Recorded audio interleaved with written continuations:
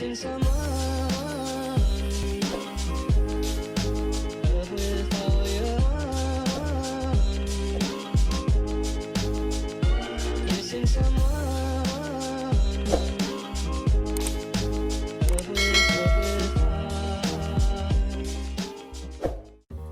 What's up, guys? Welcome back to my channel. My name is Lauren. For those of you guys who are new, today I have a very special video for you guys. Today I'm going to show you a follow-up of this client. I don't know if you guys remember, but this is a silver hair transformation that I did on a client that traveled from St. Louis to LA to come get her hair done by me. If you want to check out this episode, it is episode 43 in this series, and you can see how I did this long color correction. Just a quick recap, we basically balayage and highlighted her, taking very thin sections. This whole process took about 8.5 hours because I wanted to make sure that the integrity of her hair was still there, and I wanted to make sure that we got her as light as possible, and the only way to do that is to take really thin sections and be very careful and let everything just process naturally and slowly. So today I'm going to show you what she came in 10 weeks later to do a touch-up and what this color basically faded out to and how she was taking care of it at home. So this is what my client's hair looked like 10 weeks after her appointment. It lightened up and got pretty blonde in some areas, but overall she was pretty happy with the grow out. It seemed to blend in with her natural very well. The back was still nice and white and silver. We did seem to notice that the front sections were a little bit more golden than we would have liked. So today I'm going to be working on lightening up these gold pieces that are in there.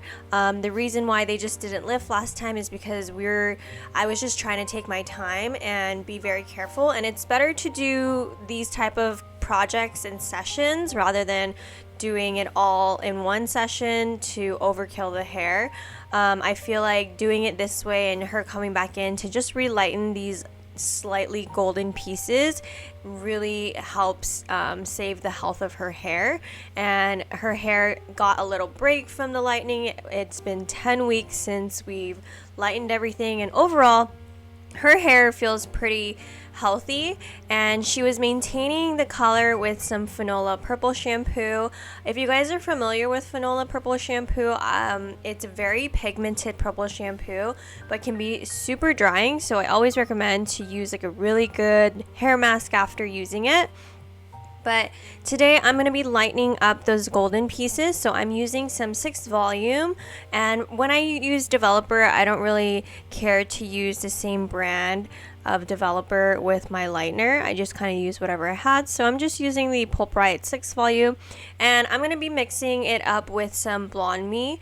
And I chose Blonde Me because I wanted it to have a good lift, but also Blonde Me has some bonding ingredients in it to help save the integrity of the hair, and so I wanted it to lift pretty slowly, so that's why I'm doing a 6 volume. And I'm basically just slicing up the sections of the side of her head where most of the gold pieces were, and my slices are about, I would say, 1/4 of an inch, and I'm just lightly painting on wherever it's a little bit more golden and leaving out where it's super white.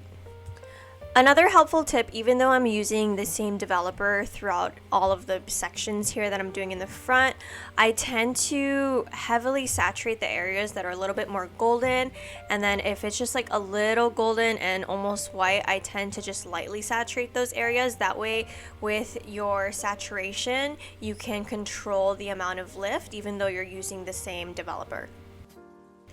Also, after my client's last appointment, I did send her home with some Olaplex number 3 to do as like some treatments in her hair so that her hair could be healthy enough so that we could relighten it this appointment.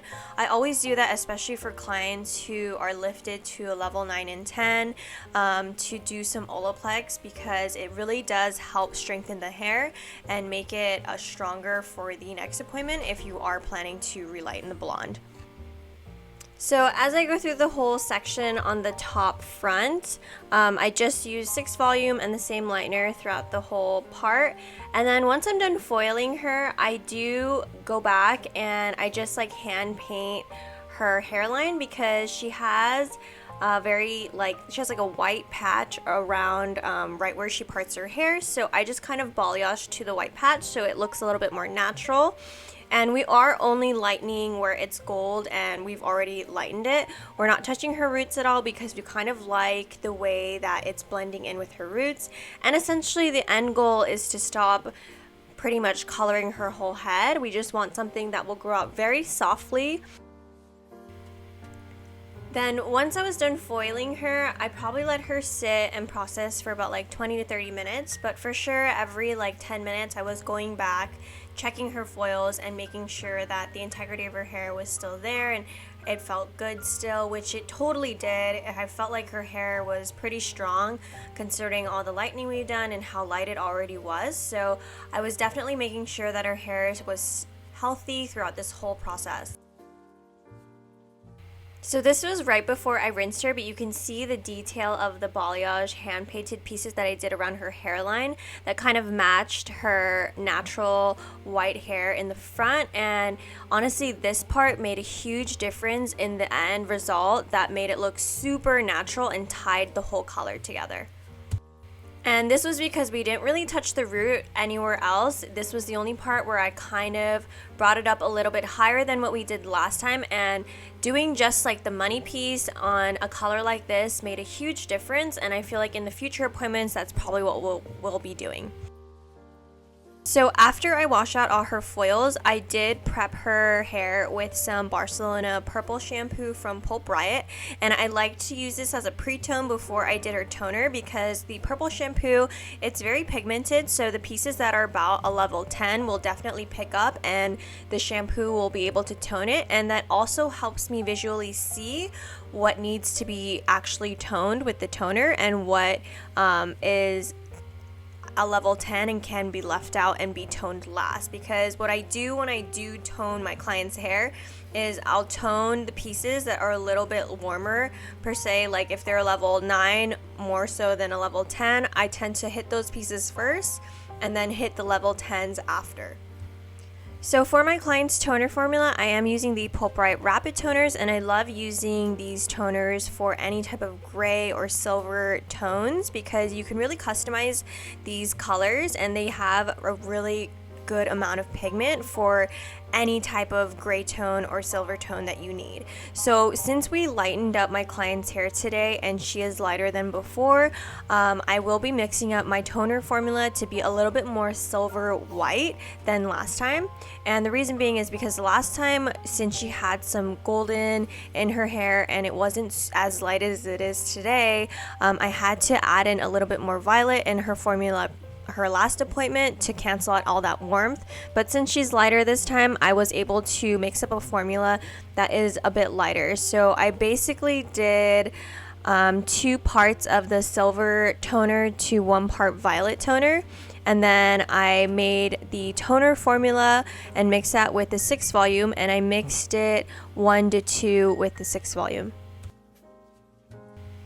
So as I'm applying the toner, you can clearly see that I am just applying the toner to where it's a little bit warmer, because since we did that pre-tone step with the purple shampoo, I can clearly see all the hair that needs toner. And I like to do that because if I were to just put the toner on blindly without purple shampooing on first, some of the pieces that are already a level 10 would get overtoned and everything wouldn't look as even. So doing it this way and having the purple shampoo basically pre-tone and make it easier for me to visually see what's a level 10 versus a level 9, I'm able to even out the color and apply the toner first on the pieces that are level 9 so that they can almost look similar to the pieces that are level 10. Alrighty guys, so here is my client's after. You can see the huge transformation from her previous appointment to this appointment. She is definitely way more even, and you can see the blend is so seamless. We didn't even touch her root, even though it looks like we highlighted it, and the color really looks like it's just growing out of her head, and it looks super natural. And you can see by just balayaging that money piece to match her natural gray hair in the front, also just ties in everything together and makes it just look super beautiful, seamless, and natural. And I love the toner and how it made the hair color look super bright. You can see the pieces that were warmer pretty much match the ends that are really, really white, and everything looks a lot more even this time. So next time when she comes in, she'll probably just need a toner and maybe just some balayage around her hairline as this continues to grow out.